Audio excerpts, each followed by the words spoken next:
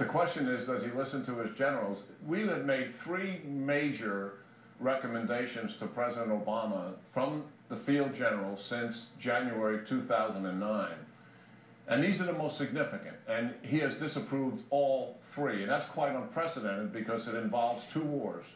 The first came from McChrystal and Petraeus, and this had to do with the size of the surge force that was going to support the decision the president made to execute what is commonly referred to as a counterinsurgency strategy.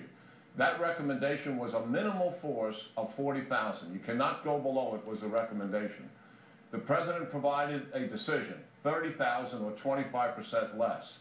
That has protracted the war, it has run up the casualties, and it also contributes to an evaporation of political and moral support of the American people for the war. The second recommendation came in 2011 when General Petraeus made a recommendation on what should be the size of the reduction of the surge force by 2012.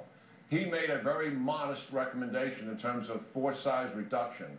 The president's decision was to remove all of the surge forces, or 33,000, by the end of 2012. And that is ongoing right now and puts the mission in the East at risk and also increases the overall success in Afghanistan.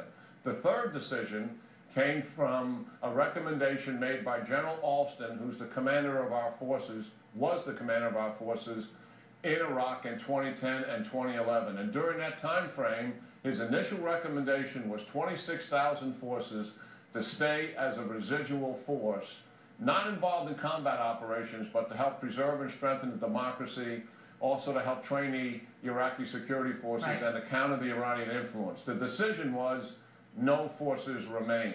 Those were the three most significant recommendations made in the last 2 years, and he has disapproved all of them. I